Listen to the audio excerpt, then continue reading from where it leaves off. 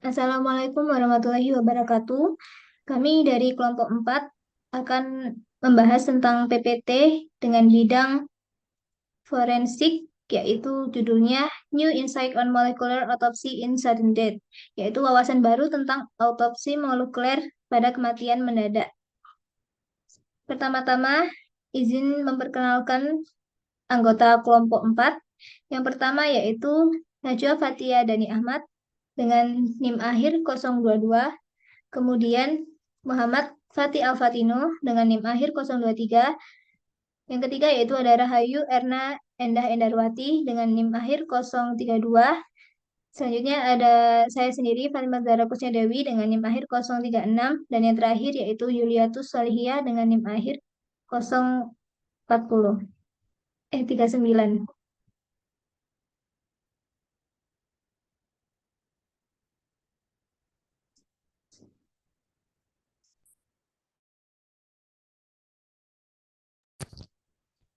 Baik, jadi di sini saya akan menjelaskan mengenai pendahuluan terlebih dahulu. Jadi molekuler autopsi itu pada dasarnya adalah autopsi yang dilakukan pada tingkat yang lebih dalam. Jadi maksudnya gimana? Jadi biasanya autopsi standar atau autopsi biasa itu kan hanya meriksa organ tubuh seperti jantung, terus paru-paru atau otak. Nah, pembedanya dari molekuler autopsi ini yaitu memeriksa sampai ke DNA kita atau genetik kita. Nah, metode ini itu juga biasanya digunakan pada kasus kematian yang mendadak. Nah, biasanya kan ketika tubuh diperiksa itu tidak ditemukan kelainan struktural atau perubahan anatomi yang dapat menjelaskan penyebab kematian. Jadi, secara fisik organ-organnya pas dicek itu terlihat normal dan tapi kok bisa meninggal orangnya. Nah, itu molekuler autopsi ini itu menjadi sangat berperan atau bermanfaat. Nah, melalui pemeriksaan genetik ini, kita itu dapat mengetahui apakah terdapat mutasi atau kelainan pada gen yang berubah jantung. Kan banyak kasus individu yang mungkin tampak sehat, namun meninggal secara tiba-tiba. Dan salah satu penyebabnya itu yang umum itu adalah aritmia fatal, seperti long QT syndrome. Nah, masalahnya aritmia ini itu tidak meninggalkan jejak anatomis pada organ, sehingga tidak bisa dideteksi melalui autopsi biasa. Kelainannya hanya bisa terlihat melalui analisis genetik. Jadi kita periksanya dengan molekuler autopsi. Nah, dengan molekuler autopsi tadi, penyebab kematian itu dapat diidentifikasi dengan lebih akurat. Selain itu, metode ini juga penting untuk keluarga yang masih hidup. Jika mutasi yang ditemukan bersifat genetik atau diturunkan, maka anggota keluarga lain itu dapat diperiksa lebih awal dan diberikan tindakan pencegahan agar kejadian serupa itu tidak terulang lagi. Next. Baik, selanjutnya yaitu penjelasan mengenai molekuler autopsi. Yang pertama, digunakan ketika penyebab kematian tidak jelas dari autopsi fisik. Seperti yang dijelaskan di bagian pendahuluan, itu bisa dijelaskan kembali dengan autopsi fisik. Terus yang kemudian melibatkan pemeriksaan gen dari sampel darah, jaringan beku atau FFPE. Kemudian yang ketiga yaitu menargetkan ratusan gen yang terkait dengan aritmia dan kardiomiopati. Dan yang terakhir yaitu memberikan peluang menemukan mutasi patogen atau likely pathogenetic yang menjelaskan kematian mendadak terutama pada individu muda dan sehat.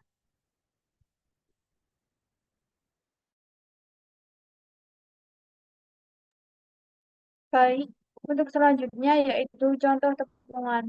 Ada mutasi KCNQ1 long QT syndrome. Pada studi yang dianalisis ditemukan mutasi penting pada gen KCNQ1, tepatnya C969GA.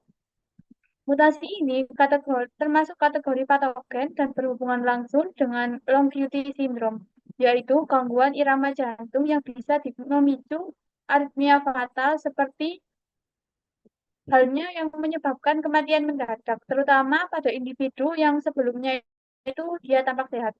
Menariknya, saat dilakukan otopsi secara konvensional, tidak ditemukan kelainan struktural apapun.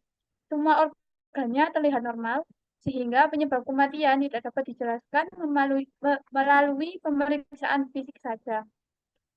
Baru ketika dilakukan molecular autopsy, penyebabnya itu ditemukan. Nah, penyebab yang ditemukan ini yaitu adanya mutasi pada gen KCNQ1 yang mengganggu fungsi saluran ion jantung, sehingga aktivitas listrik jantung menjadi tidak stabil. Hal inilah yang menyebabkan kejadian yaitu meninggal secara mendadak. Temuan ini juga menunjukkan betapa pentingnya analisis genetik untuk mengungkap kasus-kasus kematian mendadak yang tidak bisa dijelaskan secara autopsi konvensional.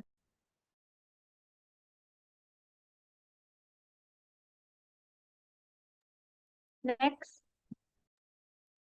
Selanjutnya ada dampak atau manfaat dari molekuler autopsi sendiri. Yang pertama yaitu menemukan penyebab kematian yang sebelumnya tidak terdeteksi.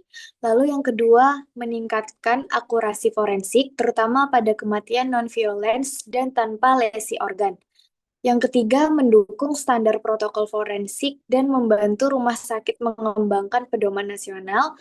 Yang keempat, kontribusi pada database genetik untuk penelitian SCD atau SUDY di masa depan, dan yang terakhir identifikasi risiko pada keluarga. Mutasi ini biasanya herediter sampai relatif dan dapat diperiksa dan juga dicegah.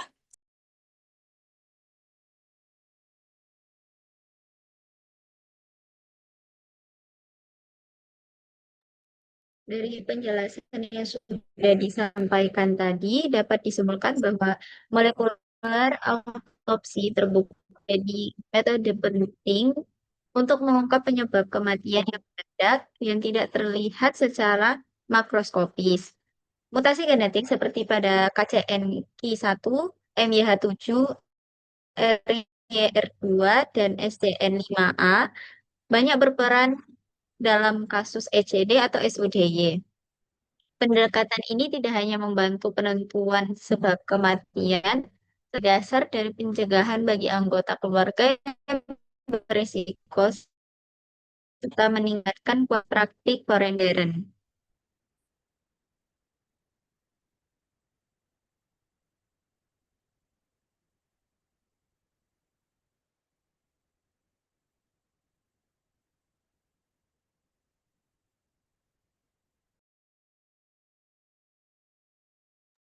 Sekian presentasi yang dapat dilakukan dari kelompok 4. Saya ucapkan terima kasih banyak dan mohon maaf apabila ada kesalahan. Wassalamualaikum warahmatullahi wabarakatuh.